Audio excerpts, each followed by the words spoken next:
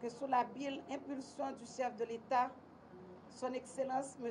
Joseph Michel Martelly et Son Excellence M. Laurent Salvador Lamotte, Premier ministre, s'accélère le processus de reconstruction nationale et que Port-au-Prince, notre chère capitale, revêtue en ce 24 avril de ses plus beaux atouts, s'apprête à accueillir la 5e conférence de l'AEC, nous autres du ministère à la condition féminine et aux droits des femmes, toujours fidèles aux consignes formelles du gouvernement, poursuivrons avec le même enthousiasme et la même détermination notre mission qui est d'œuvrer en faveur de la défense et de la promotion des droits de la femme haïtienne.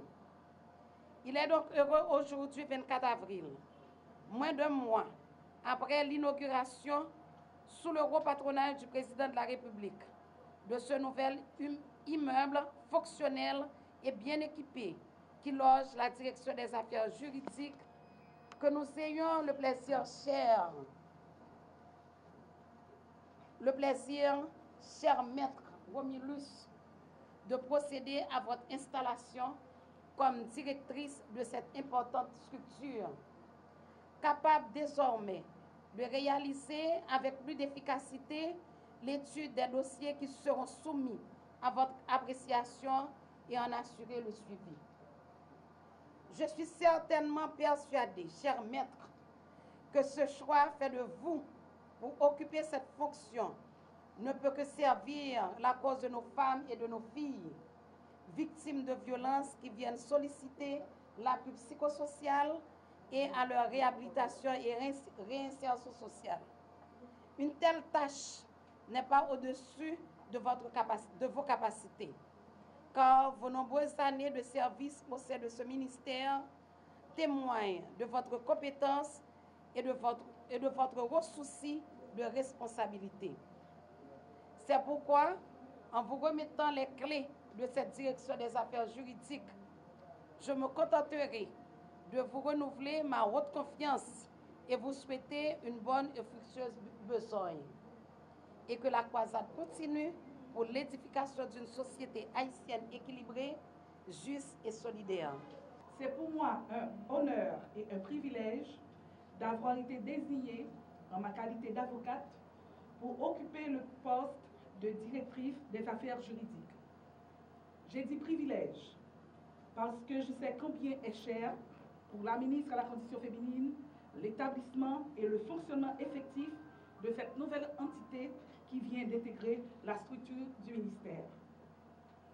Il n'a pas été facile à plus d'un de se faire à l'idée qu'il allait y avoir une direction des affaires juridiques. C'est un rêve longtemps caressé par plusieurs dirigeantes de ce ministère, mais c'est l'administration de Mme Mézil qui l'a concrétisé. La tâche qui m'incombe en tant que première directrice de cette entité sera ardue. Je le sais déjà, parce qu'il va falloir mettre en place une machine efficace et bien outillée au service de la population féminine, trop longtemps délaissée et assoiffée de justice. Pour ce faire, tout un train de mesures sera mis en branle, notamment en dotant la direction de ressources matérielles et humaines adéquates afin qu'elle puisse mener à bien sa mission, puisqu'elle aura à intervenir dans les 10 départements du pays. Il ne faudra pas négliger non plus le partenariat avec d'autres instances œuvrant dans le domaine de la justice, particulièrement le barreau de Port-au-Prince. Je m'évertuerai à mettre tout mon poids dans la balance, à ne rien négliger, afin de combler les attentes de la ministre, qui estime à bon droit que trop de femmes sont souvent victimes de violences de toutes sortes et ne peuvent avoir recours à la justice par manque de moyens et d'encadrement. Néanmoins, aussi déterminé qu'on puisse être, on n'ira nulle part si ce n'est une équipe compétente, bien constituée et bien imbue de la tâche qui lui est dévolue.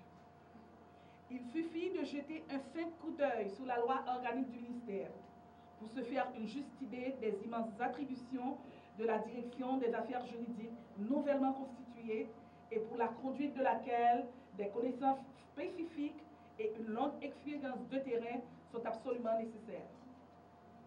Je ne terminerai pas mon allocution de circonstance sans remercier de tout cœur la ministre, Mme Marie-Anne Pézil, pour cette marque de confiance qu'elle m'a témoignée, en me remettant les rênes de cette toute nouvelle entité, ô combien importante, de ce dont vient de se doter le ministère à la condition féminine. Cette part de géant que vous avez fait, soyez-en rassurée, Mme Pézil, vous ne serez pas déçus. Je vous en fais la promesse formelle. Je m'en voudrais de ne pas remercier également ceux-là qui souhaitent déjà me voir échouer avant même que je prenne fonction. Je leur dis tout simplement, soyez animés de pensées positives, sachez apprécier les efforts de l'autre. Dites plutôt que ma réussite sera aussi la vôtre et que la lutte pour l'émancipation effective de la femme haïtienne est l'affaire de toutes les femmes et de tous les hommes conséquents.